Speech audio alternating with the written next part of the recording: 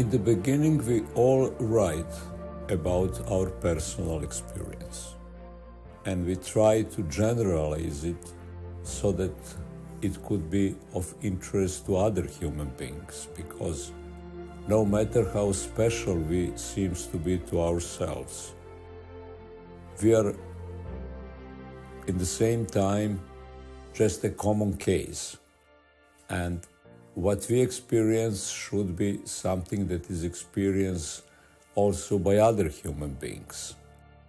And we think that our personal experience has something special in it that could be of interest to other people.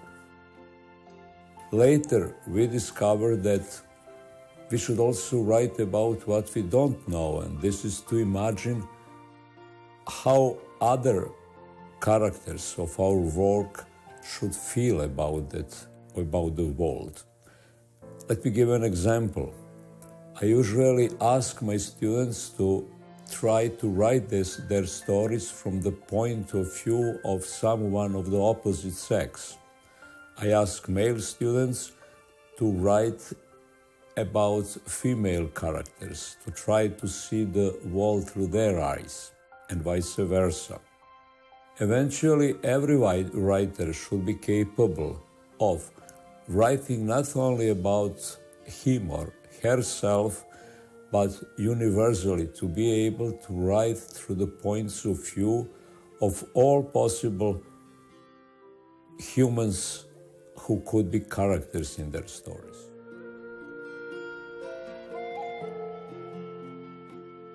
As a professor of creative writing, I discover my students at the beginning of my course a sad truth about my subject, creative writing. I can't teach them how to write because there is no formula. If there were a formula, an algorithm of how to write good fiction, computers would be able to write it.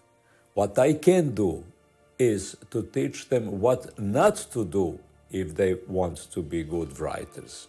And very often it is quite enough for the beginning, because later on, if they just don't do what they shouldn't be doing as writers, they will eventually by themselves learn what they should do as writers, something that I can't teach them in advance.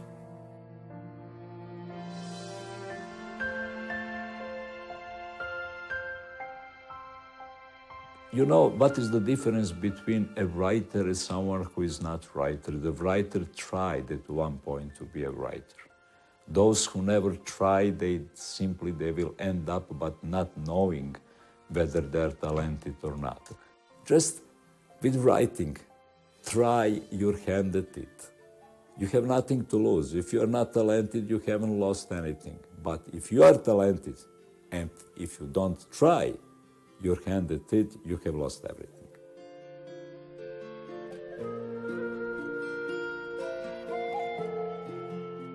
What does it mean, Fantastica? Fantastica means that we are inventing a world which is not completely compatible with our real world. There are some discrepancies, some deviations from our real world. There are some elements which are fantastical. And imagine, this is 70% of everything that is written. Even the most realistic work of fiction, since they actually never happened, for them also it could be said that they are invented and therefore fantastical. So one may say even that the entire literature is the literature of fantastic. You can easily tell that my writing is not science fiction because I never try to find a scientific explanation for the element of fantastic. And this is what science fiction writers always do. They have, no matter how fantastical is the element of fantastica, they always have to find a scientific or pseudo-scientific explanation for that. I don't have that ambition. We the writers in the 21st century don't have to have that alibi of science behind it. We invent fantastical elements just for the joy of playing games.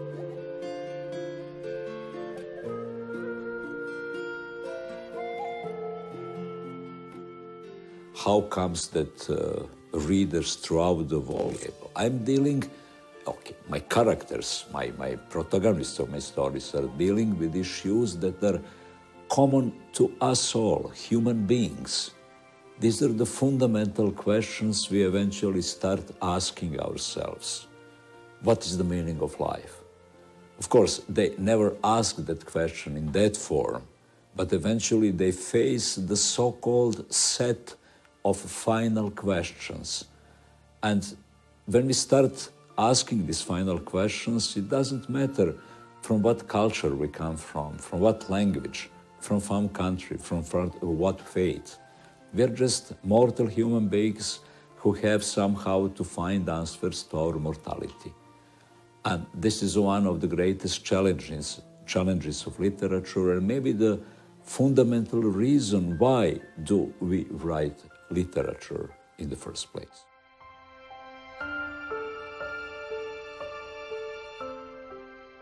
There is something I say very rarely, and that is the real reason why do I write.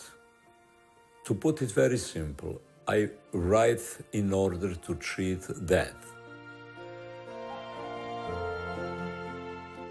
Maybe the most fundamental reason I write is just to show that I was not living in vain, that I left a message behind myself, that there was a human being of my name who had something to tell to the world. And this is my way of cheating death. If people continue reading my books after I, as an ordinary human being, disappear, it will be my victory over death. I would still be alive. My readers who read my books in many languages, in many translations, would hear my voice, even if I'm by that time long, long dead. What else, what more could we hope for?